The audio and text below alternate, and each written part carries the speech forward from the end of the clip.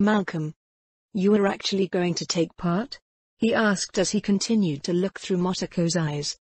Yeah. I want to practice it a bit. They have an external connection here. So I'm going to disconnect and let you watch through their cameras. If you see me start dying or something, you know what to do. I'll watch your back, he assured her as he threw a few more Schwab back. Blue was the best flavor after all. I know, she replied back with a surety that would have made Malcolm blush if she was looking at him. Motoko was pretty intense, but there wasn't anyone that Malcolm trusted more. When it came to a serious situation, Motoko was the most reliable person he knew. Which still freaked him out sometimes, but that was just life. The video on the laptop shifted, loading for a few seconds before it showed an arena. It loaded for a few seconds, terrain forming up until it became a desert space. Bushes and hills becoming the only cover. Ghost in the Shell vs Hammer. A pop-up appeared and then it was on. A fucking Netrunner match. Malcolm popped more ants into his mouth, chewing as he watched. Malcolm didn't even know you could see this sort of shit. The arena started and Motoko instantly started moving. Rushing forward, and to the side. Once she was a ways away, she kneeled down and started doing something? He wasn't sure, but it only took her about 30 seconds before whatever she was doing was complete. He watched as the opponent was moving cautiously out of his spawn point, looking all around him, and even behind him, as he started activating demons. Glowing orbs appeared around him, and then set off, seemingly searching around while stopping to scan anything and everything. They didn't look very smart. He saw the same demon scan the same bush twice as it backtracked. Motoko stood up and Malcolm now knew what she had been up to. System breached. Appeared on his screen attached to Motoko's half, and suddenly a minimap was on the screen he could see. So, Motoko had breached into the system? That was good, he guessed. It must be if Motoko had decided to do it, but it was still weird. Then Motoko seemed to explode. From her form something hard to see popped out, and scattered, seemingly vanishing into the floor of the server. It looked kinda gnarly, and there was no update about what Motoko had just done. Instead she started moving, slowly circling around the arena, seemingly purposefully in the opposite way that the opponent was going around. Malcolm kept expecting something exciting to happen, but it was slow. Motoko was stalking around. She didn't seem to have any interest in attacking, instead she just seemed to follow in the shadows of the arena, not that there were any, but she seemed to keep a hill between her and the other guy at all times. Then Motoko came across one of the demons. The orb literally floated right past her. What? Malcolm had to wonder, because those things had scanned literally everything. Motoko seemed to be testing it, walking around it, even moving in front of it, but the demon was stupid. When it bounced into her, it just shifted directions to wander further. Motoko shrugged, something he had seen her do pretty often, and then in her hands a burst of fire slammed into the demon. It melted. That's the only thing Malcolm could think of. The data steaming from it, as it melted away. Motoko was obviously pleased. She had a little smile on her face, the most amount of emotion he usually saw from her, when she was in serious mode. But the attack had an effect. The other guy, Hammer? He must have been alerted to the demon's attack. Instead of wandering, all of the orbs started rushing straight towards where she was. She obviously noticed it, as she looked over, but instead of running she just took a step back and waited. The demons all floated over a hill, looking red and angry as they started scanning around, but to Malcolm's surprise they continued to just miss Motoko, like she was a ghost standing among them. They floated towards where the burning remains of the other demon was, and it took a few moments, as Motoko wandered around them, obviously preparing something. And then it happened. As the demons gathered closer to the flaming demon corpse, she sent seemingly multiple bursts of her fire into them from different directions. The demons reacted, but it was too slow. Only one of them turned and actually started trying to attack back before they all burned. The one attack was blocked by a wall of weirdness Motoko made, that took the hit and just seemingly fizzled it out. The enemy runner obviously noticed what had happened, as he stopped charging towards where Motoko was and instead started summoning in even more demons. This time they weren't small orbs exploring. He instead took longer, slowly forming a demon that resembled A thug? It looked kind of like a gangster, but Malcolm realized why this was the demon that was summoned, as a moment later it pulled out a gun. This demon seemed to be smarter. Instead of running off, it stuck to the runner guarding his back. Satisfied, the runner started forming another one. It took a while and Motoko was seemingly watching what was happening through the mini-map, content to give this runner time. So Malcolm watched as nothing really happened. Motoko seemed satisfied to wait, and the runner seemed content to spend time generating more and more of his demons. FLMA, both of these nerds need to get on with it. A message suddenly popped on the side of the screen, and Malcolm almost freaked out wondering if someone was hacking him, when a second message happened. B/backslash it, tell me about it. Ghost is acting weird, but Hammer is a fucking noob. Stop playing with the little shit. I saw her last match, she could easily wipe this kid. And Malcolm realized there was some sort of chat. He typed into the keyboard and the words instantly went into a previously invisible chat field. Huh? He noticed he didn't have a username, and just before he started trying to make one he realized he was literally talking about a Netrunner system. He decided to not respond and just continue watching, even as a few more runners shit-talked about the situation. Finally Hammer started moving. Groups of his demons gathered together and started hunting, leaving 4 of them with him, while an equal-sized group left. He waited and watched as Motoko finally reacted, moving steadily towards the demons. B/backslash it, why is she focused on the demons? If she wanted to attack him, she should have done it while he was summoning. Fucking loser. R0CK4TR3SS, shitstain fucking shut up. You always complain and whine about other people but bitch out and never step into the arena. It's obvious she is testing to see what Hammer can do. Malcolm nodded as he watched the fight continue. Motoko hunted the 4 demons down, murdering all of them with fire seemingly without any real issue. Especially since they couldn't seem to see her. R0CK4TR3SS, why aren't the demons responding to her? Some sort of optical hack? Admin, Ghost dropped a demon into the arena when she breached the system. I don't want to go poking too deep while she is actively battling, but it seems to remove her from the sight of digital constructs. It does seem to work on Hammer as well to an extent. B/backslash it, the Lord speaketh. Hail the admin. FLMA, I've never heard of a hack like that. You got any deets at admin?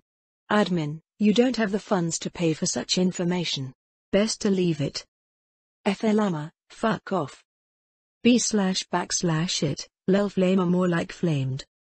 Malcolm looked away from the chat as it was filled with people laughing and not much else, to focus on Motoko.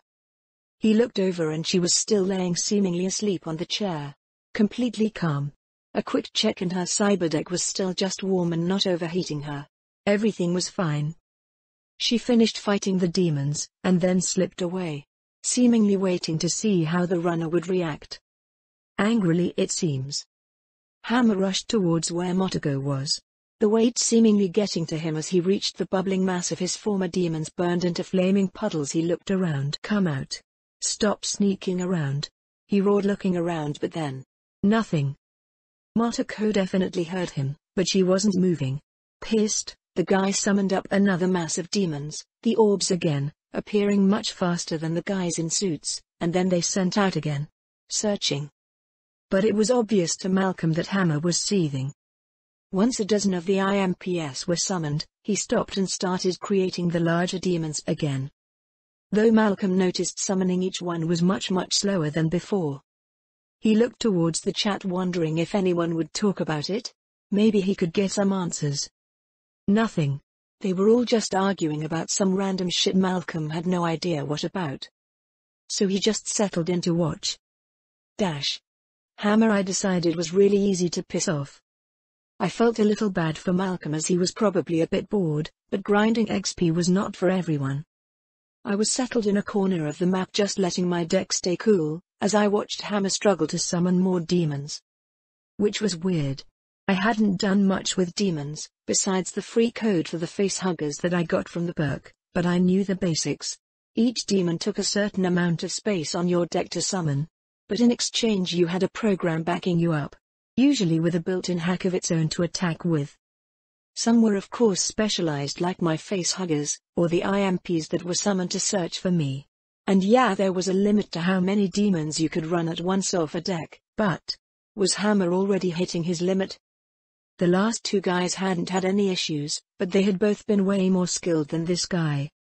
Hammer was sort of outclassed. I had realized it when he had tried to breach into the system, and I hadn't even needed to intrude for him to fail. It was kind of embarrassing. Still, he was angry, and doing exactly what I wanted, summoning XP for me. I followed an IMP as it wandered around until it was far enough away and killed it.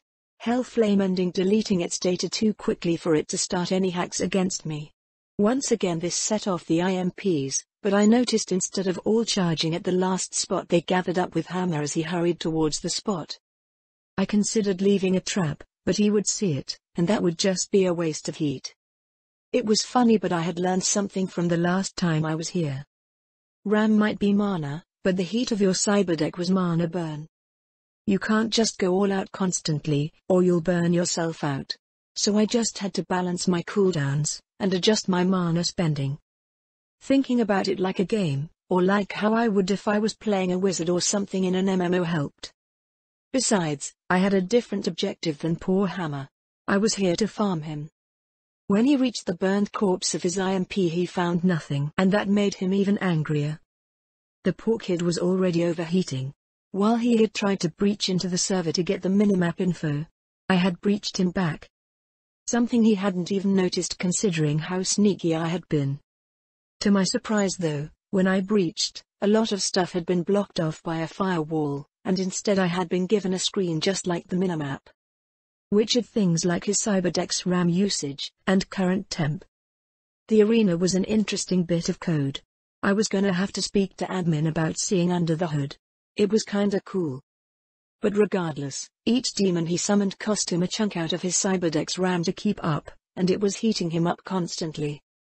He wasn't overheating himself yet, but he was getting close. But still I didn't approach. I just kept poking.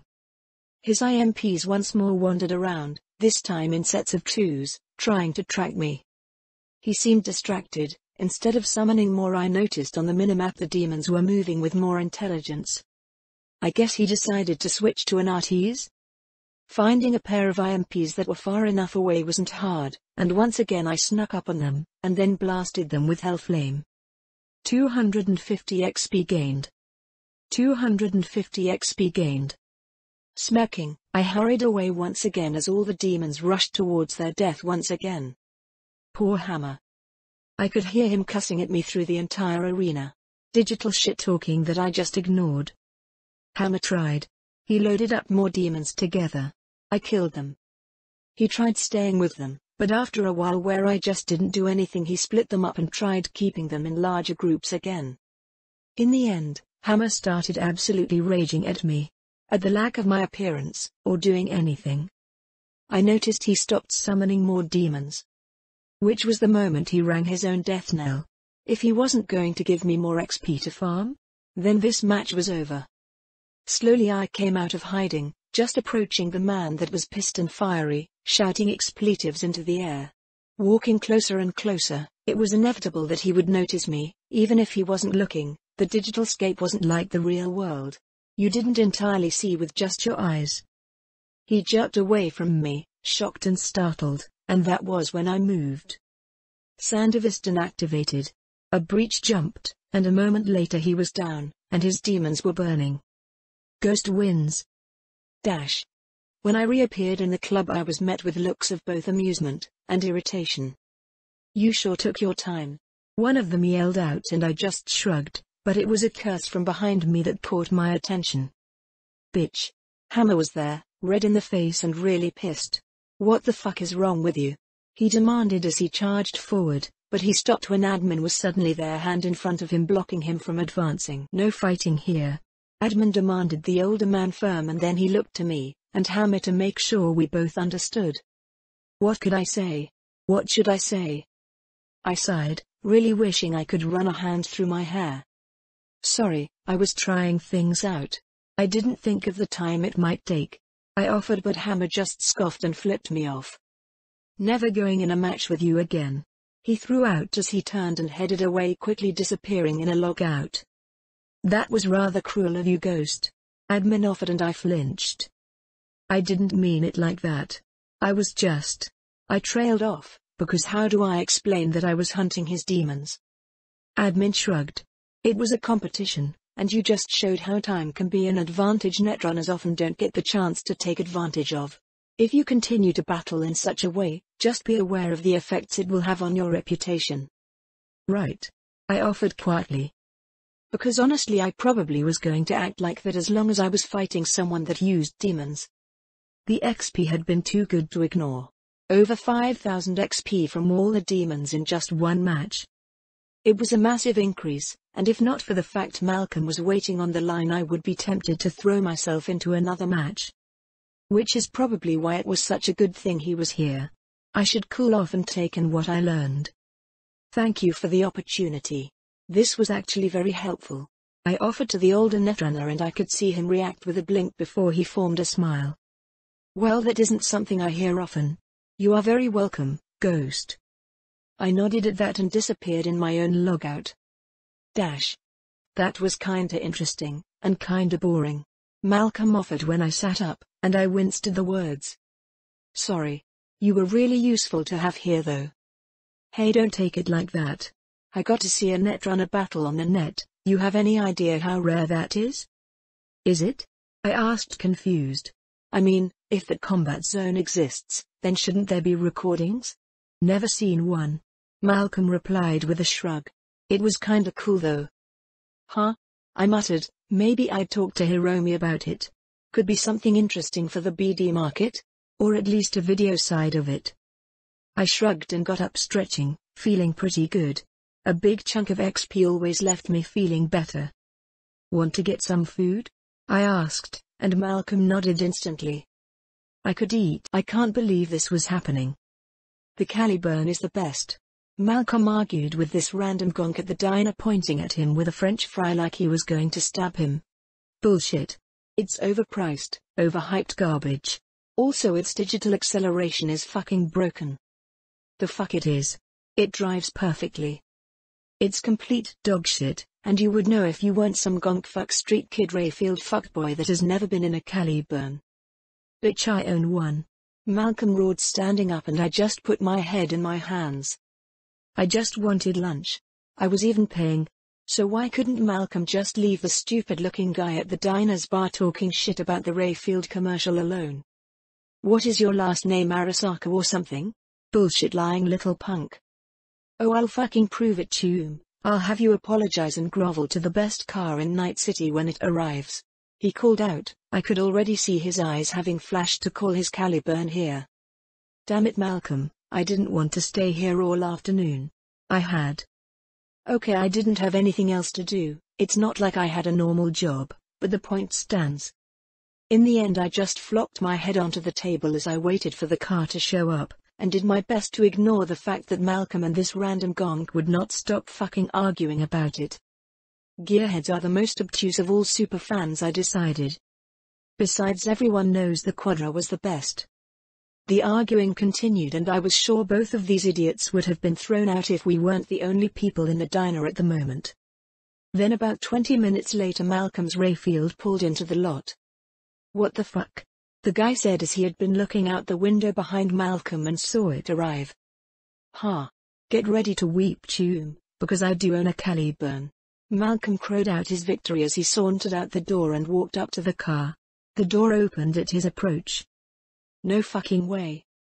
"Way," I answered as I rose up and threw some eddies at the owner for the food. I walked out and Malcolm was leaning up against the car with a cocky grin, staring at the windows of the diner. "Malcolm, your ego is showing," I muttered as I walked past him to my Quadra, right next to the rather modded out Quadra Sport R7. I had a feeling I knew the other guy's choice in vehicles. "All right, Choom. All right. You win on this one. Your daddy certainly has a lot of eddies," the other guy calls out, and that just sets Malcolm off. "Fuck you. This is my car, you gonk bitch." "Yeah, I doubt it, kid. How about we prove it?"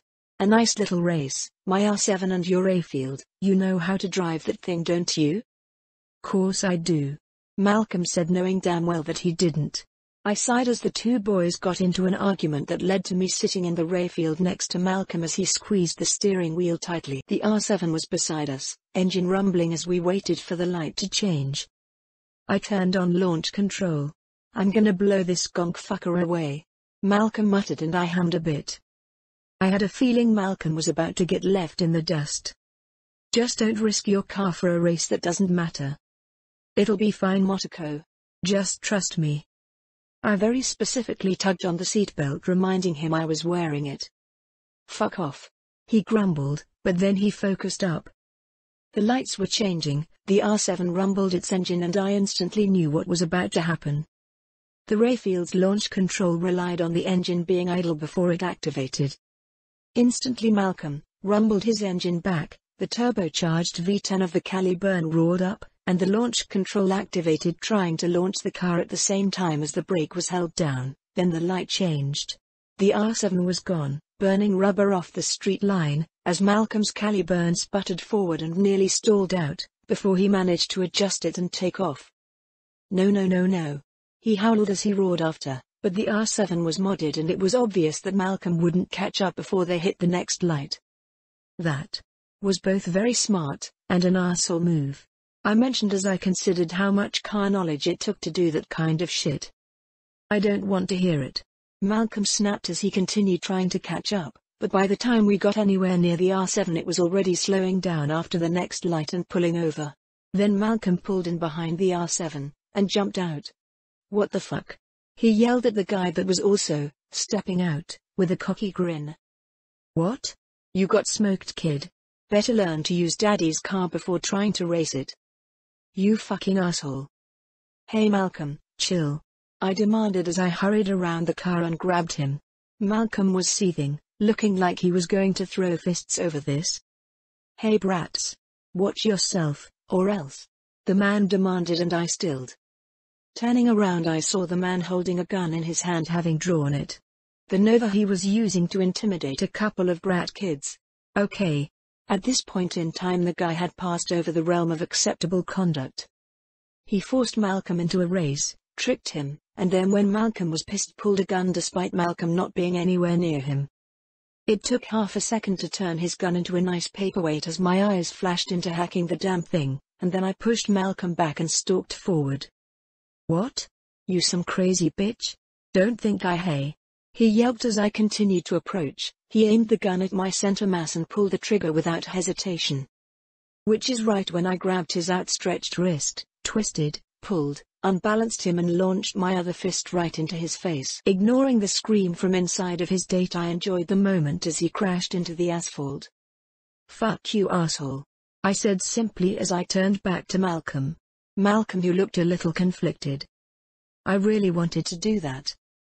Hey, you shouldn't have tried to punch him for tricking you. That was a dick move, but acceptable. Live and learn. But some gonk pulling a gun is a different story. Come on, let's get out of here. Malcolm didn't move at first. The guy cursed and thrashed as he rose back to his feet, blood pouring down his nose, but eventually Malcolm scoffed and smirked and walked back to the Caliburn.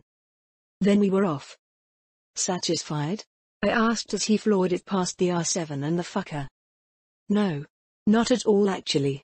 I got tricked like a fucking gonk, and it's my fault. Mistakes happen, I said as comfortingly as I could. I feel like a fucking gonk. I should have known better. Experience is important. Why don't you start racing and stuff? Practice it, I mean. I remembered there were races all over the place. Didn't I get invited to a race once? I vaguely recall it happening. Maybe I will. Thanks Motoko. For, backing me up. No problem. It was kinda weird, but I felt a bit bored. I had spent some more time once I got home fixing up the Tashikoma AI some more. It was growing as well as it could, but honestly I was just bored. I considered calling up Waikiko for a gig, but the idea struck me as I was looking out the window and I made a decision. Getting dressed, arming up, I headed out grabbing a bit of my secondary kit. I dragged my armor kit with me to the car but didn't put it on yet. Then after a quick drive across the city, I walked down the steps into the afterlife. The pounding music, the edge runners all working and planning and plotting. I smiled and ended up settling at the bar. Then I just waited for a while.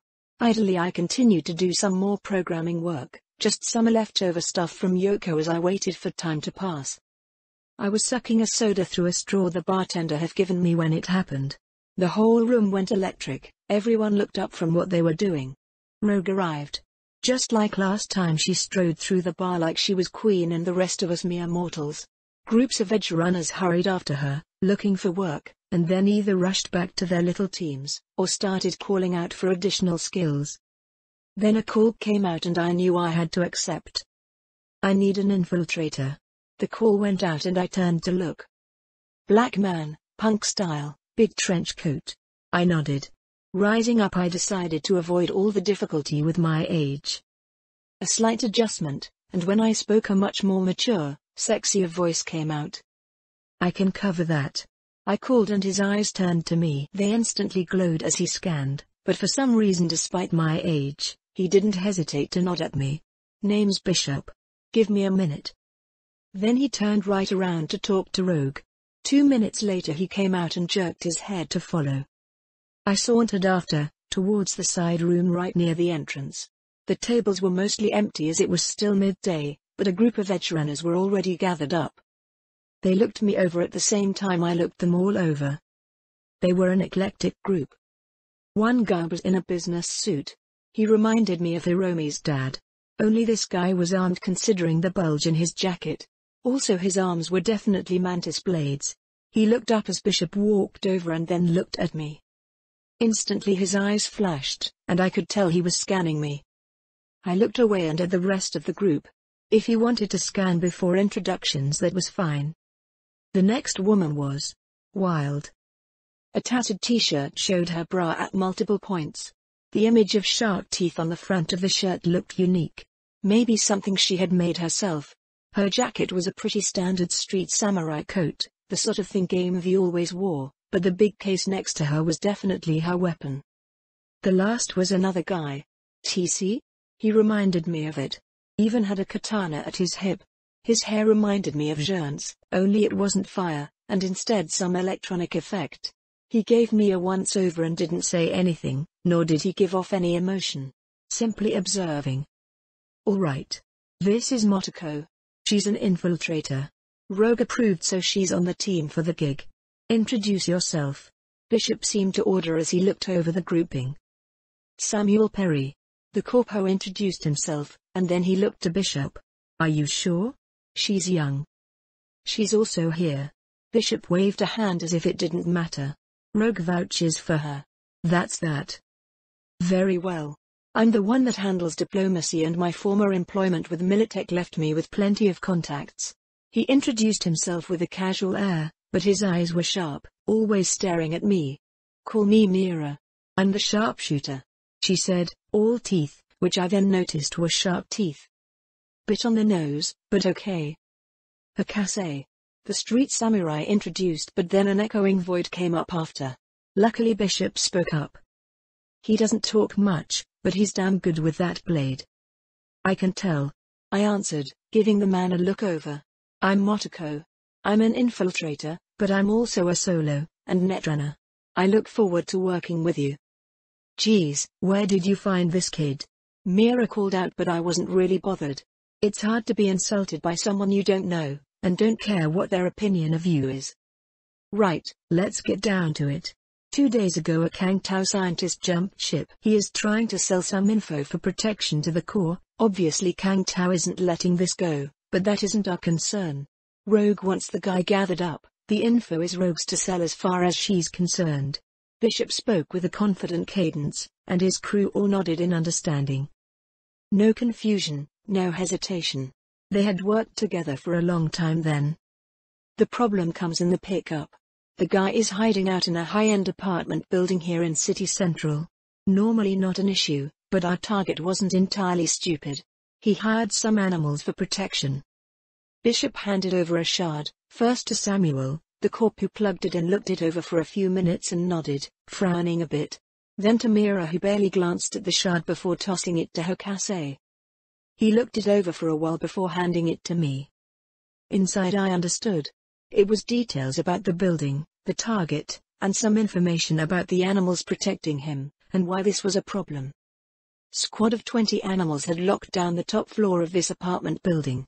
From a tiny clip of camera footage that was on it, it showed the animals carrying LMGs checking the elevator every time it stopped on that floor. The place was locked down, and somehow we had to extract the guy in charge. So can you get to the security system? We'll need a distraction while we get up in the elevator. Bishop asked, and I nodded idly as I looked through things. You plan on going in guns blazing? I asked, and the team nodded confidently. Then I can definitely get you onto the top floor, can probably blind and disable the elevator guards as well remotely. You weren't kidding about being a netrunner, huh? Mira asked, and I shook my head. No, I'm pretty good. Not elite tier, but good. Only issue is if the security is protected by a netrunner as well. I don't see any information if the animals brought one, or if the hotel has one on site. We don't know, so we go in with a blank spot. Will that stop you from infiltrating and getting us up there? No. I answered back. I could do that even if there was a security runner, but something caught my eye. Hang on. Why don't we skip the elevator entirely? I'm not walking up 20 stories. Mira denied instantly, and I smiled as I shook my head. Not what I mean. Northeast side of the building, there's some heating units sticking out, should be an easy climb up to the top floor. Quieter than using the elevator. Let me see. Bishop called, and I popped out the shard and handed it back over. He slotted it and started examining the data, going over it much longer than the first time. Then slowly he nodded. Could work. Would leave the initial arrival a lot less dicey. Or I like dicey. Mira mocked, and then Samuel was handed the shard to look as Bishop popped it out. Doable, I suppose. Doesn't really change much. We still need the security open so we can use the elevator. The elevator is a E6551. It's got a back door by default. I'll be able to unlock the elevator even without touching security. Although I'll still need to infiltrate, unless you want NCPD arriving at the sound of gunfire. We don't. Bishop confirmed. Then I'll head in and shut down the silent alarms as planned, get you elevator access. Might be able to join you if you like? I offered, but Bishop shook his head. Better to stay with the security and pull netrunner shit from there. I considered arguing, but shrugged. Sure. Bishop's group was his group, and I was intruding. Better not to push it. With that settled, the group started moving.